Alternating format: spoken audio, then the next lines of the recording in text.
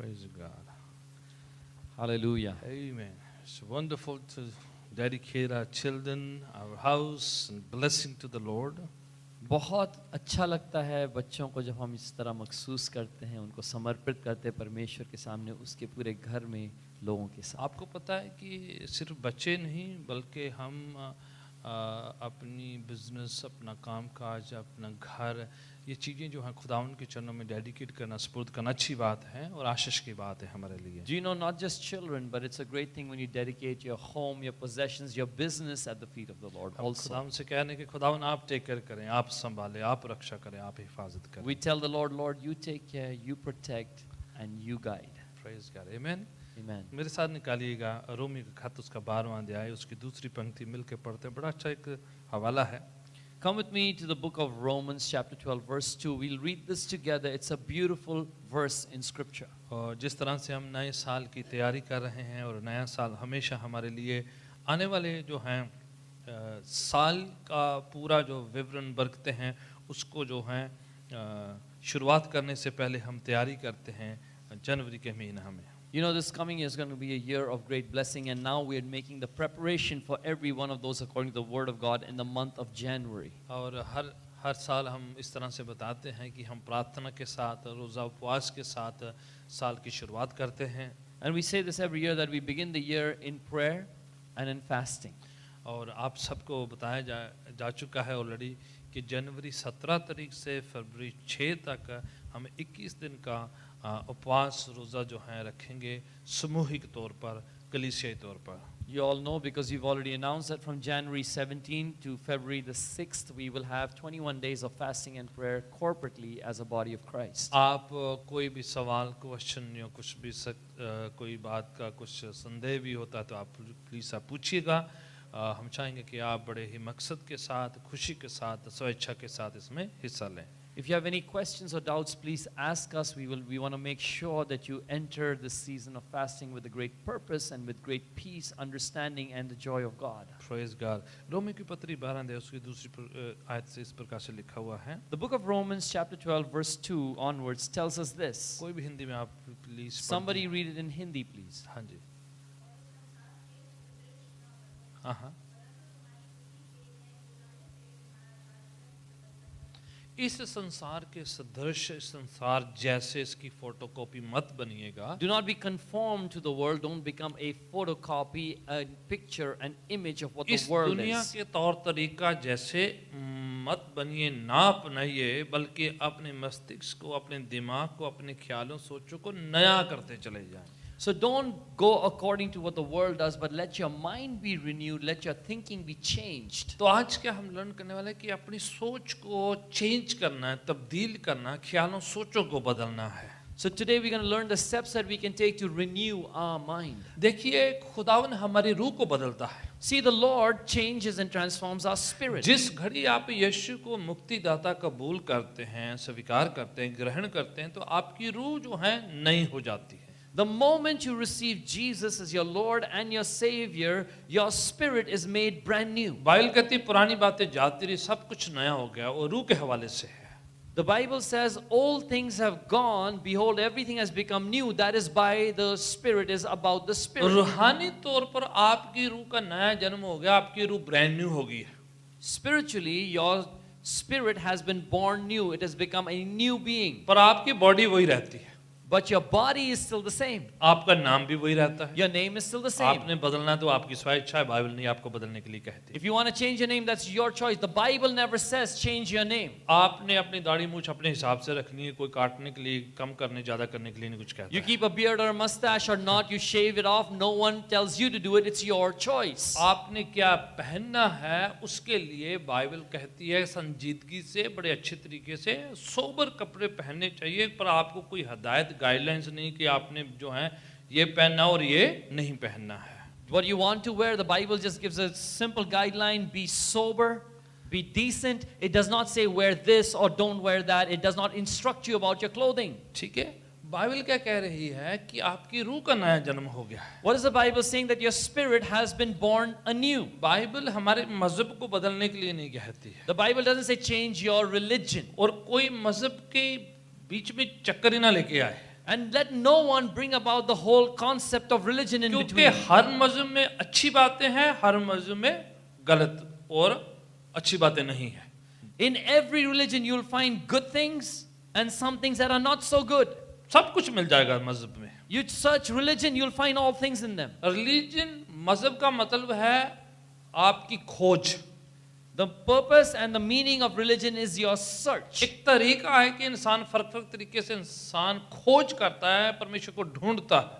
These are different methods and ways by which a human being seeks God. पर जब आप परमेश्वर से आपकी मुलाकात हो जाती है But once you meet the Lord, तो आपकी खोज खत्म हो जाती है. that's the end of your searching. आपका रिश्ता शुरू हो जाता है. Your relationship starts. खोज खत्म हो गई है. Now the searching is over. अब जिसको आप खोज रहे थे वो मिल गया.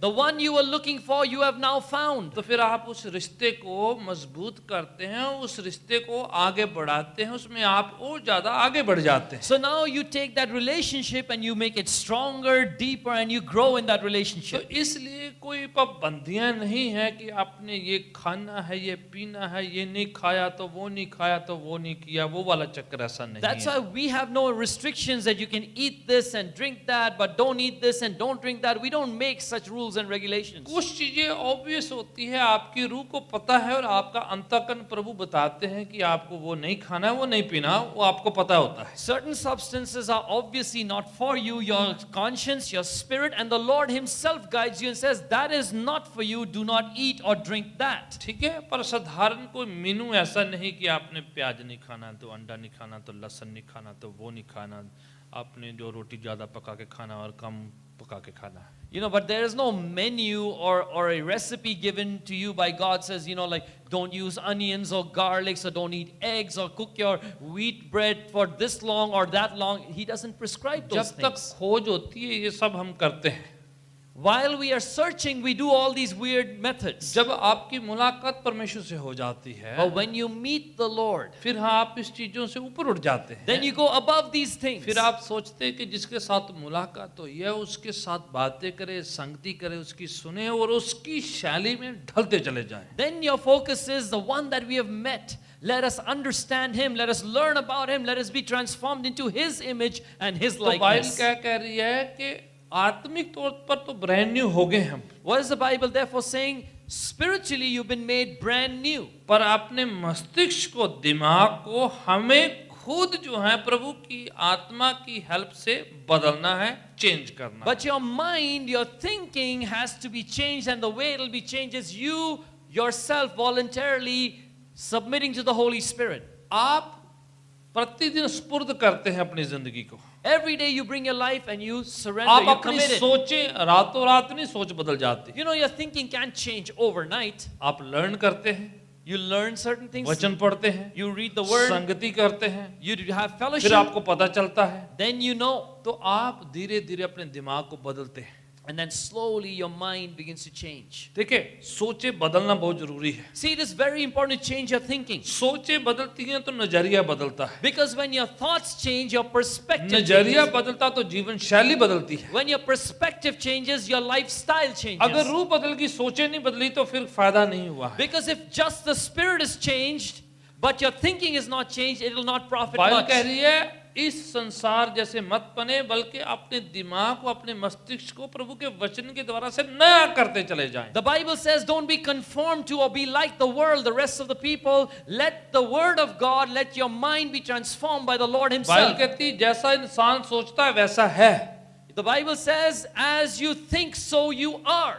ठीक है, तो इसलिए सोच बहुत जरूरी है, उसकी तब्दीली होनी बहुत जरूरी है. That's why your thinking is so important and the transformation of your mind is so important. कई लोग कहते हैं जी बदलते नहीं, जी विचार नहीं बदलते, सोचे नहीं बदलती. You know, some people tell us, oh, we can't change the हम way we खुद ही think. कहते हैं स्वभाव बदलता नहीं है. We also say, oh, that's their nature. Nature doesn't change. पर अगर वचन पढ़े, But if you read the word पवित्र आत्मा के स्पुर्द करें, and you surrender to the Holy Spirit प्रभु के चरणों में लाके अपनी जिंदगी को रखें, and you bring your life to the feet of the Lord and उस surrender, हिस्से को रखें जो बदलता नहीं है, तो देखना कैसे खुदावन बदलता है. take that part of your life that cannot change according to you, surrender at the feet of the Lord and see how He changes it. स्वभाव बदल जाते हैं, You know, nature changes. आदतें बदल जाती हैं, Habits change. नजरिए बदल जाते हैं, Perspective changes. सोचें बदल जाती हैं। Your thought change. जब आप वचन के द्वारा से उनको बदलने के लिए आप खुद फैसला करते हैं। When you decide to let them be changed according to the word of God. Bible कहती है ऐसी बातें सोचें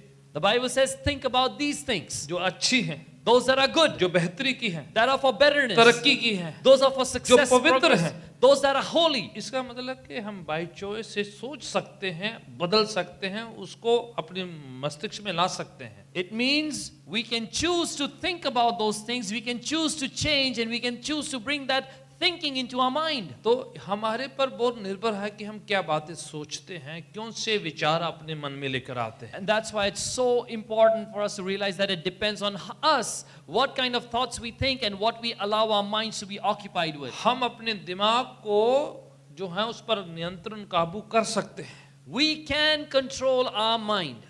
इवन पौलुस रोमी के खत में कहता है, In fact, Paul writes in the book of Romans and he says, अपने विचारों की बात करते हुए कह रहे हैं, he's talking about his thoughts. अपनी जिंदगी की गवाही की बात करते हैं। वो He's giving the testimony of his own बोले मैं life. अच्छा करना चाहता हूं तो वो होता नहीं, जो नहीं करना चाहता हूं मेरे से हो जाता है। He says, I want to do good and I cannot. And then what I don't want to do, I end up doing.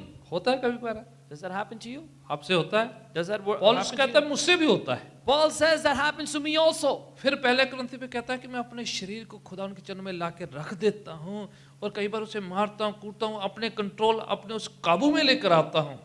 And then in Corinthians he writes, I bring my body and present it to the Lord. In fact, sometimes I give blows and I punch it to bring it to subjection. ऐसा ना हो कि मैं दूसरों को प्रचार करके खुद प्रभु के बादशाह से वंचित हो जाऊं, कहता है। So that it would not be that I teach others, but I myself get disqualified from the kingdom of God. वो ये नहीं कि अपने शरीर को मार रहा है, It's not like he's telling you to beat his body. कह रहा है कि मैं उसको काबू में रखता हूँ, What he's saying is I'm disciplining it. नियंत्रण में लेके आता I'm हूँ। bringing it under control. इसी बात को यीशु अपने शब्दों में कहते हैं, And Jesus says the same thing in his own अगर words. तेरी आंख तुम्हें गुनाह कराती तो उसको निकाल दे, If your eye causes you to sin, pluck it out. अगर हाथ तेरा गुनाह कराता तो उसको निकाल दे। If your hand causes you to sin, cut it off. क्या कह रहे हैं प्रभु What is Yeshu? Jesus saying? कि उसको प्रभु के चरणों में ला के रख, He says, bring it to the feet of the सुपुर्द Lord. कर दे प्रभु के। Surrender it. उसको डेडिकेट कर दे, Dedicate it. खुदावन के चरणों में ला के रख के सौंप दे, छोड़ दे खुदावन पर, Bring it to the feet of the Lord. Hand it over to Him and let the Lord take care of it. ताकि खुदावन अपनी रूह से उसको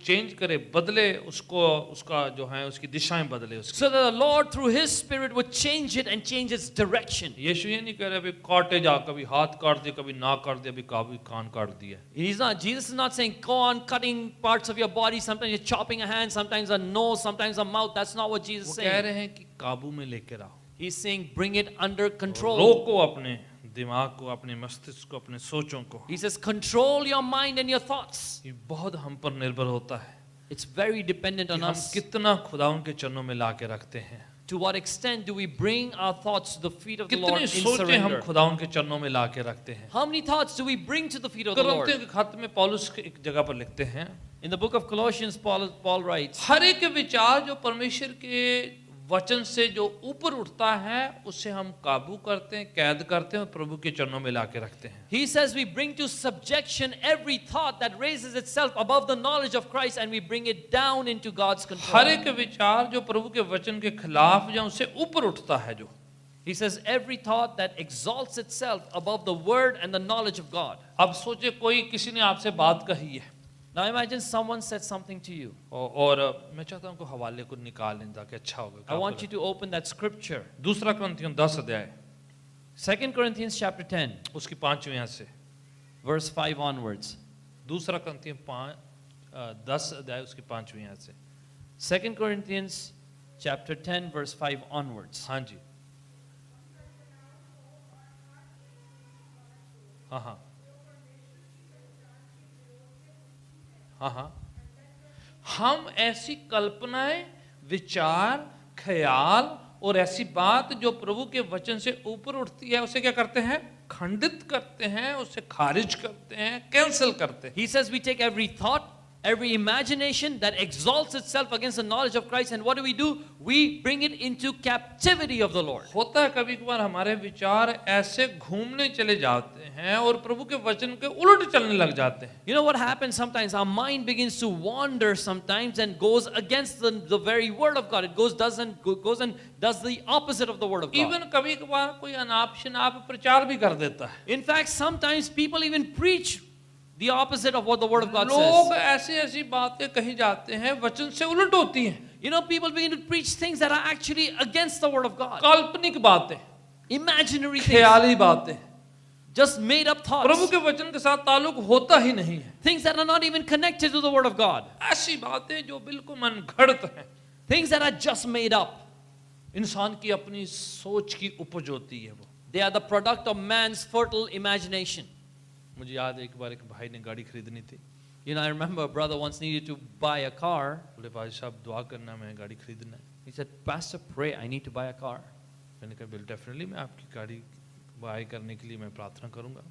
And I said, yes, brother, definitely, I'll pray for your car. As you need to buy it. जब उन्होंने गाड़ी खरीदनी तो वो वहाँ पर गए शोरूम में. So when it was time to buy the car, he went to the showroom. बोले भाई साहब प्लीज आप दुआ करके बताएं मैं कौन से कलर की खरीदूं. And he said, Pastor, please pray and tell me which color should I choose. जब वो जाने वाले मैंने सोचा ऐसे बोल रहे हैं, मैंने तो बोला ठीक ठीक है मैं. You know, when he was on his way, I thought he's just saying it. I said, okay, I'm with you. फिर से वो पीछे पड़े उधर जाके भी. Even after reaching the showroom, he got behind me. भाई साहब आपने बताया नहीं है. Pastor, you didn't tell me which color. आप दुआ करके कलर बताएं. Please pray, tell me the color.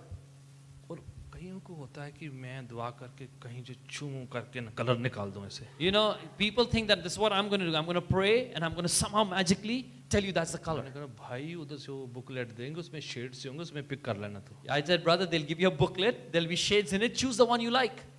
आपके मन को जो भाता है खरीद लो. What your heart likes, buy it.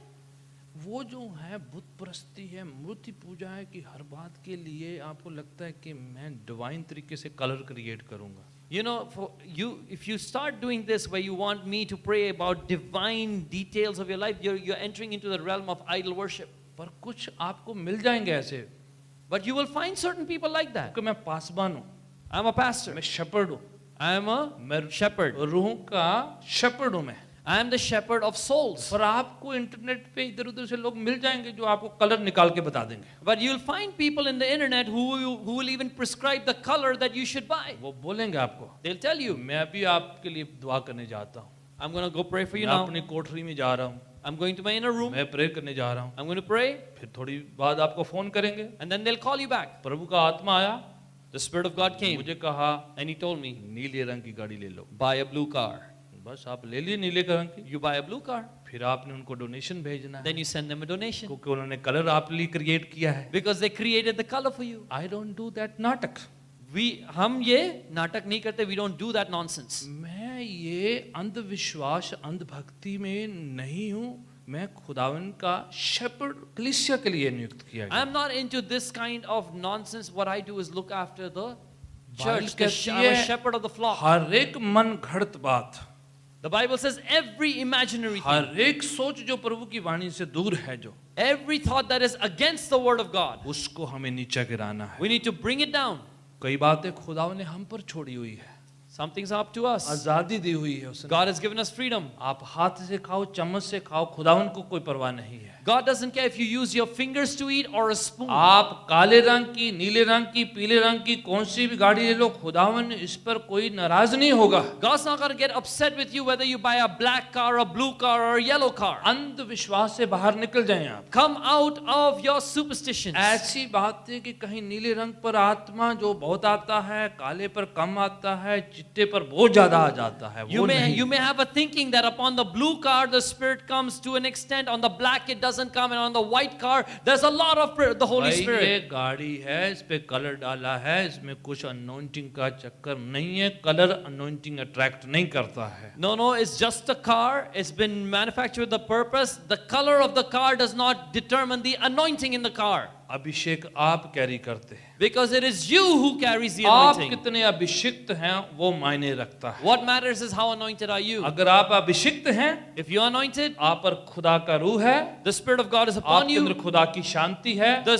peace of God is आप in you. कोई भी गाड़ी में बैठे हैं उसी में शांति है, अभिषेक जाएगा आपके साथ। Whichever car you go and sit down in, the peace of God will be with you in that car. खुदा का रूह हम में बसता है, लकड़ी पेंट जो हैं वो जो साजो सामानों में नहीं बसता है। Because the Spirit of God dwells in us. He doesn't dwell within wood and paint and material things. आप खुदा का अभिषेक लेकर जाएं जहां जाते हैं। Wherever you go, you carry the चीजें anointing of वस्तुओं God. पर नहीं उतरता, खुदा का रूह जिंदा लोगों पर उतरता है। He does not come down upon material things. The Spirit of God comes down upon human beings. पेंतिकोस्त के दिन पवित्र आत्मा किन पर उतरा था? On the day of the Pentecost, who was it that the Holy Spirit came वो upon? जो गिरजाघर की स्लीप पर उतरा था, Did he come upon the cross on that church building? Altar पर गिरा था, Did he fall upon the altar? Podium पर जो हम मंच उस पर गिरा था। Did he fall upon the podium, the pulpit? पेंतिकोस्त के दिन पवित्र आत्मा किन पर उतरा था? On the day of Pentecost, who did the Holy Spirit descend upon? Believers पर। Upon believers, विश्वासियों पर. ये नहीं कि वो आया तो जो ऊपर क्रॉस थी उस पर उतरा, वे धीरे धीरे लोगों पर आना उतरना। It's not like he came and struck the cross first and then he disseminated down to the people. लिखा है 120 लोग दुआ कर रहे थे। It says in that scripture 120 people were praying. सबके सिरों पर आग की लपटें उतरी हैं। Upon each head came a flame of पवित्र fire. आत्मा लोगों पर उतरता है, बेंच पर प्यूज पर नहीं उतरता है। The Holy Spirit comes down upon people, not upon benches and pews. अंधविश्वास है कि प्यूज के अंदर कम है और ये लकड़ी में ज्यादा अनॉइंटिंग है। It is your superstition, it's false belief that it is less upon the pew and it's more on this stage. इस लकड़ी में ज्यादा है उसमें कम है, ऐसा अंधविश्वास है। This is superstition that there is more anointing in this wood and less in that wood. खुदा का रूह लोगों पर उतरा है, जिस्मों पर उतरता है, हर बशर पर उतरता है, चीजों वस्तुओं ईंट बजरी लकड़ी पर नहीं उतरता। The Spirit of God comes upon people, upon human bodies. He doesn't come upon bricks and wood and mortar. इसलिए कोई आपको कहीं कल्पनाओं के पीछे, ख्याली बातों के पीछे मत जाइएगा। ध्यान दीजिए, वचन पढ़िए, वचन पर ध्यान दिए, वचन पर डिपेंड रहिए। अपना दिमाग लिखा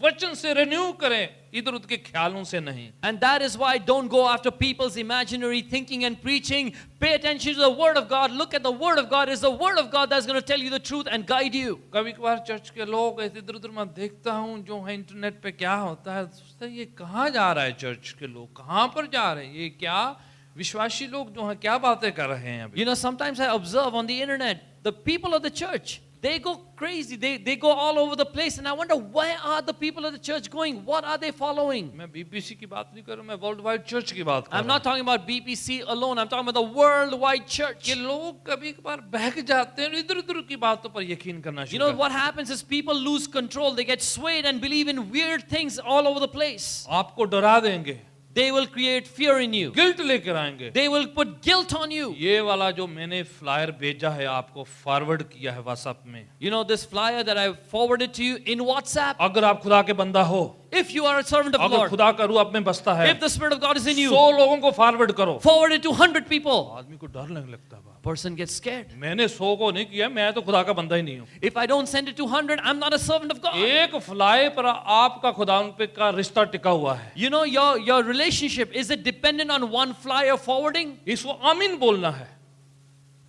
ये उसकी जो भी डाला हुआ है फेसबुक पे, उसको आमीन बोलना है उन्होंने। You know, you need to say amen to that thing. कई बार तो किसी का एक्सीडेंट हो गया और किसी का बुरा हुआ है तो बोले आप लाइक करो और आमीन बोलो। You know, sometimes something goes wrong. People say, I put this and you need to like it and say amen. अरे उसका बुरा हुआ है, तुम बोले लाइक करो इसको। You know, the person is going through terrible things and you're saying like it. ऊपर से लिख रहे आमीन लिखो नीचे आप। And it's written, the instruction is say बोले amen. सब खुदा के लोग आमीन लिखेंगे। Let all the people of God say amen. आमीन का मतलब क्या है? Do you know the meaning of amen? ऐसा ही हो। Let this happen. आप शैतान की पूजा कर रहे हैं। You are serving Satan through शैतान that. कह रहा है आपका बुरा हो। The devil is saying, let it be bad with you. Hospital में लोगों की तस्वीर डाल के बोले नीचे आमीन लिखो। You know, people are putting pictures of people suffering in hospital and saying, write amen below. Come on, आपको पता है मायना क्या है इसका? क्या आप समझ रहे हैं What is the meaning of this? ऐसे मत लिखा है हर कल्पना जो प्रभु के वचन के खिलाफ है, It says every imagination that's against the her word एक of God, ख्याल जो वचन के उलट है, every thought that's against the word, उसको हम रद्द करते हैं, we cancel it, खारिज करते हैं, we nullify it, नीचे गिराते हैं। we cast it down. हर बात जो वचन के खिलाफ है, Everything that's against the word. कहीं जाने अनजाने में हम कहीं जो है इंसान के ख्यालों के चक्कर में मच रह जाएंगे। You know, knowingly or unknowingly, let us not get caught up in human thinking. लिखा है, आगे पढ़े ये क्या लिखा है उसको Now क्या read करना है? further what's written. हाँ जी, हर एक ऐसी भावनाएं जो नेगेटिव है, जो गलत है, खुदा उनके वचन के खिलाफ है, भावनाएं, Every feeling, every emotion that is against the word of God. डरा डरा के ऑफरिंग लेना, People who make you fearful and extract offering from you. नहीं ऑफरिंग देंगे तो तेरा वो हो जाएगा, If you don't give, that'll happen. दसवांद नहीं दिया तो तेरा वो हो जाएगा। You don't give a tithe, such and such will happen. Not in BPC, यहाँ BPC में हम ऐसा नहीं कहते. not in the word of God, परमेश्वर के वचन में नहीं लिखा है.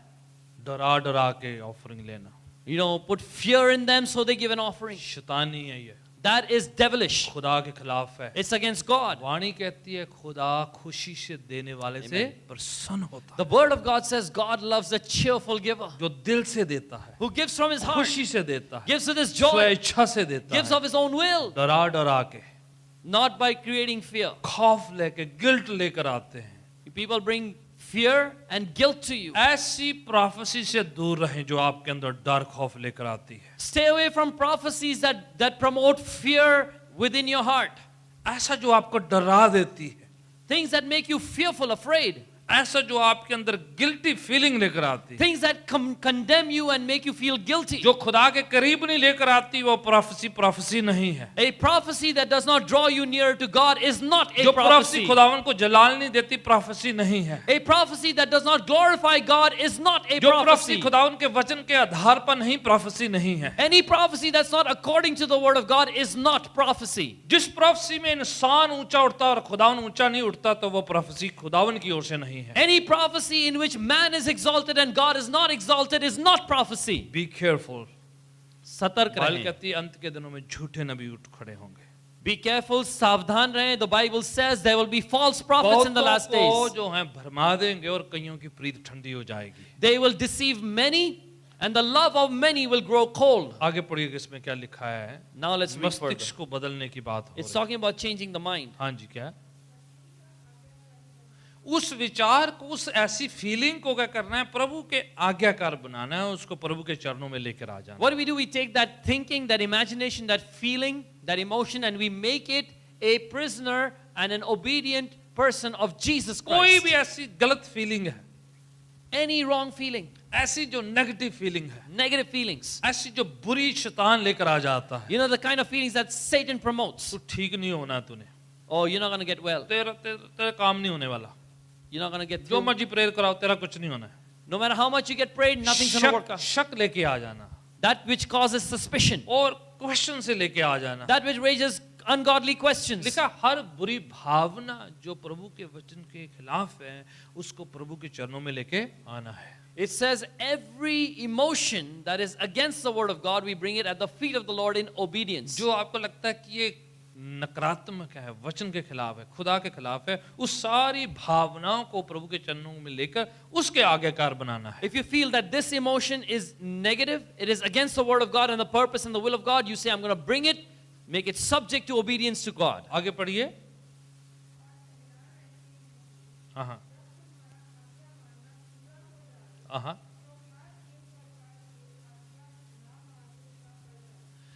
लिखा है जब तुम ये काम कर लेते हो, पूरा समर्पित का प्रभु के चरणों में आज्ञाकारिता कर लेते हो, It's written that when you do this work of complete obedience and surrender and bringing to captivity at the फिर feet of the जो Lord, ना आज्ञाकार है उसका सामना करने के लिए आप सक्षम हो सकते हैं, सामर्थ्य हो जाते हैं। फिर then you have the power and the ability to confront those that are not obedient to God. क्या है? शैतान, डीमंस, दुष्ट आत्माएं, बदरूएं। Who are those entities? They are Satan, they are evil spirits, they are demons. जब आप आज्ञाकार हो जाएं, When you are obedient, जब आप अपने मस्तिष्क को, दिमाग को, ख्यालों को प्रभु के चरणों में लाकर पवित्र कर दें, when you bring your thoughts, your emotions, and your thinking and make it subject at the feet of the Lord, फिर आप प्रभु के सामने दूसरे जो हैं नेगेटिव ताकतें जो हैं उसका सामना करने की सामर्थ्य रखते हैं, फिर योग्य हो जाते हैं. then you become worthy of and are able to oppose and withstand the negative forces of darkness. जब तक आप नहीं करते हैं तब तक आप उनको पता कि आप भरमाए जा सकते हैं. Unless you do the first part, they know that they can deceive you. इसलिए क्या है, पहले खूब आज्ञाकारिता करना है, कामयाब होना है, ताकि शैतान का सामना करो. बाइबल कहती तो आपके सामने से दौड़ चले जाएगा. फिर So what is that you have to do? First you must be obedient, you must succeed in following the word of God, and then the Bible says the devil will flee from you when you confront him. मैं चाहता हूँ,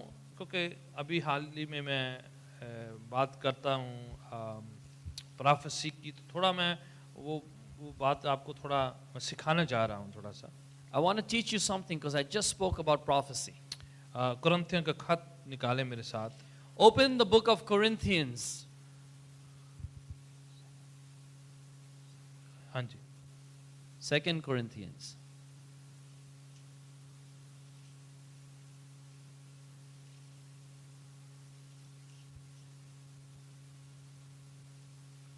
okay.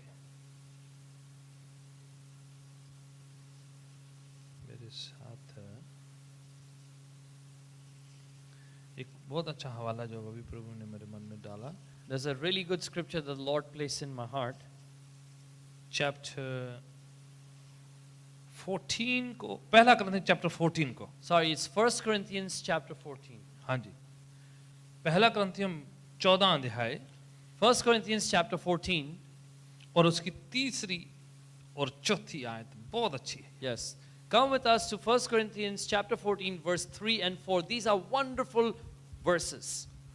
भविष्यवाणी prophecy का मकसद बताया गया है new testament में, चर्च में. In the New Testament, in the church, what is the purpose of prophecy is given right here. कोई भी पढ़े जरा बुलंद आवाज. Someone read it in a loud voice. हाँ, भविष्यवाणी करता है.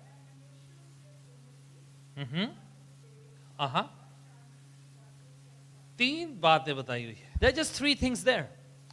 जो भविष्यवाणी करता है वो लोगों से क्या है, उपदेश, उन्नति और It says that the one who prophesies does three things: strengthening, encouragement, and comfort. ठीक है, तसल्ली की बातें करता है, Talks things of comfort. उन्नति की बातें करता है, Talks things about progress. और जो है हौसला अफजाई की, एक्सोर्टेशन जिसे हौसला अफजाई कहते हैं, इनकरेजमेंट की बातें करता है. And things of encouragement and exhortation. तीन मकसद हैं प्रोफेसी के न्यू टेस्टामेंट में. In the New Testament, prophecy has three purposes: उपदेश, इनकरेजमेंट, उत्साहित, हौसला अफजाई. to strengthen, to encourage, to exhort. फिर क्या है, लिखा है एडिफिकेशन, उन्नति, तरक्की हो, आप प्रभु के करीब जाएं, ये नहीं पीछे हट जाएं. To strengthen your inner self, to edify you so that you draw closer to God, not further away from Him. आप आत्मिक तौर पर आगे बढ़ें, So that you would move forward spiritually. तसल्ली हो आपको. And then you receive comfort. ये नहीं कि सुनने के बाद आपके अंदर पता नहीं ये क्या बता दिया मुझे, परेशान से फिरने में. Not that after hearing the prophecy you get all, tensed up and say, what is that word? What's going to happen? आपके अंदर जो है शक सा आने लग जाए, And then you begin to doubt. आप डरने लग जाएं, You begin to fear. आपको सवाल से उठने लग जाएं. You begin to have वो तो questions. तसल्ली की बात नहीं हुई ना. That's not comforting, is it? भविष्यवाणी की बात जो है प्रभु के वचन में, न्यू टेस्टामेंट में, यह है कि हौसला अफजाई करती है, उन्नति करती है और आपको खुदा के नजदीक लेकर जाती है. According to New Testament, according to the Word of God, three things prophecy does: it strengthens you, it edifies you, it encourages and exalts you, and it brings you comfort. अगर आपकी रूह में उन्नति नहीं हो रही, If your spirit is not growing, आपको तसल्ली नहीं मिल रही if है, you're not receiving comfort, अगर आप खुदावन में हौसला अफजाई नहीं प्राप्त कर if you're रहे हैं, not being encouraged in the Lord, तो प्रभु की ओर से नहीं है. then that word is not from God. मैंने लॉन्ग टाइम अगो 7 कसौटियां बताई थी कि भविष्यवाणी को मापने की 7 कसौटियां आपने पुराना मेरा वचन सुना Long time ago, I shared this word: 7 ways to test prophecy. कि प्रॉफिट और प्रोफेसी से कैसे जांचना है, परखना है वचन के मुताबिक. How do you test the prophet, and how do you test the prophet according to the word of prophecy, according to the word of God? ठीक है, ये बड़ा इंपॉर्टेंट हिस्सा है. These are important things ताकि हम खुदावन से तसल्ली पाएं, तरक्की पाएं, उन्नति पाएं और खुदावन की नजदीकी में हम so जाएं। that we receive strength, encouragement and comfort from God and move forward in Him. कलीसिया रूह में मजबूत हो, So that the church is stronger in the spirit. दिमाग में, ख्यालों में, ज़हन में, जिसे हम अपनी सोच कहते हैं, उसमें मजबूत हो, That in your mind, in your thinking, you would become strong. और शरीर में मजबूत हो, चंगे हो, शिफा पाए। And you'd be strong in your body so that you'd be healthy.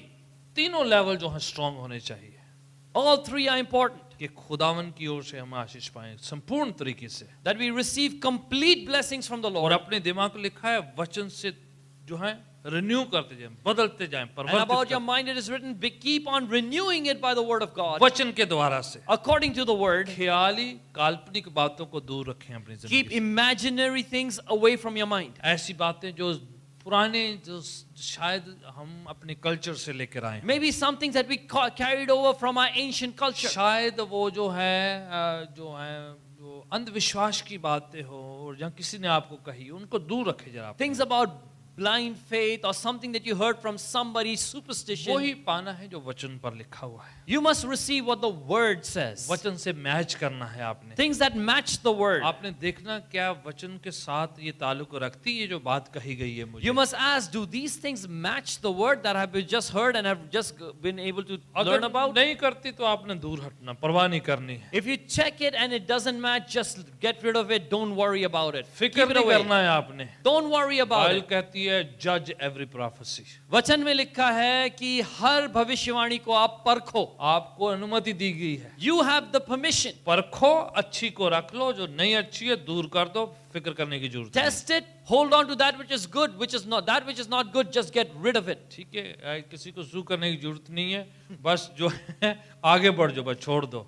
Right? You don't have to sue anybody. Just let go of it and move on. आपको prophecy fulfil करने के लिए खुद को तैयारी करने की जरूरत नहीं है। And then to fulfill the prophecy, you don't have to prepare everything. खुदावन अपने आप प्रोफेसीज को पूरा करता है। God Himself fulfills His prophecies. ठीक है, ड्रीम्स विजन खुदावन की ओर से हैं, पर आप नहीं फुलफिल करते, खुदावन खुद ही आपकी जिंदगी में पूरा You get dreams and visions from the Lord, but you don't go around trying to make them happen. It is God who makes them जो happen. खुदावन ने कहा है वो पूरा होगा, और वाकई खुदावन उसको साबित भी करेगा। What God has said will happen, and He will prove it to you. तो आपको फिक्र करने की जरूरत So नहीं, you don't have to get all worried. आपको फिक्र नहीं करनी जो खुदावन ने क्या पूरा क्यों नहीं हो रहा है। You don't have to worry why so and so said this and it's not being fulfilled. उसका वचन है वो पूरा करेगा, It's His word, He will fulfill it. उसको फिक्र हो जिसने कहा है, Let him who said the word be worried about it, आपको फिक्र करने की जरूरत not नहीं। you. खुदावन आज भी बातें करता है, God speaks even today. भविष्यवाणियां खुदावन की ओर से है, वचन पर आधारित है और वचन उसके द्वारा से काम करते हैं। Prophecies are from the Lord. They are according to the word of God and they work according to the word of God. खुदावन का वचन जो है जो कह दिया वो पूरा जरूर होगा। When God speaks, it is done. मैं चाहता हूँ पाँव के बल खड़े हो आइए जाएं। हम सब खड़े होते हैं. Let's all stand up on our feet. खुदावन के चरणों में अपने ख्यालों को, सोचों को, अपने रूह को, अपने जिस्म को भी लाके रखते हैं। Please commit your life and your heart, your body, your soul, your spirit to the Lord. आइए अपने दान दशमांश अपने हाथों में ले लीजिएगा, Please take your tithe and offering in your hand. खुशी से, आनंद से, भक्ति के साथ, बड़े आदर के साथ खुदावन के चरणों में पेश करेंगे। And we'll give our offering and our tithe with great joy, with great respect and honor to the Lord. Hallelujah. भाई दान पात्र लाएं, हम अपने हाथों में ले Let the लीजिए। brother bring the container, the offering vessel.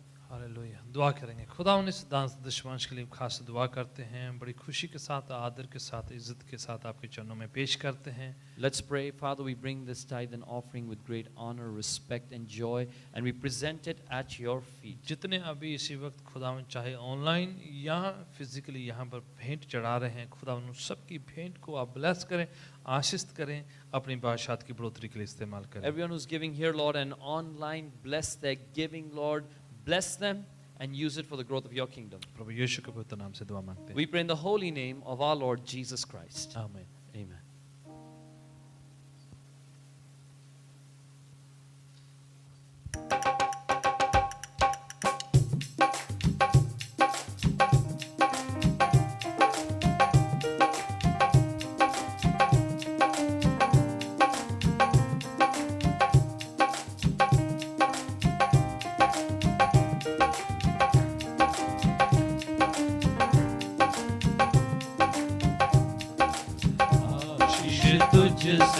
चाहते हैं, हे स्वर्ग के पिता हम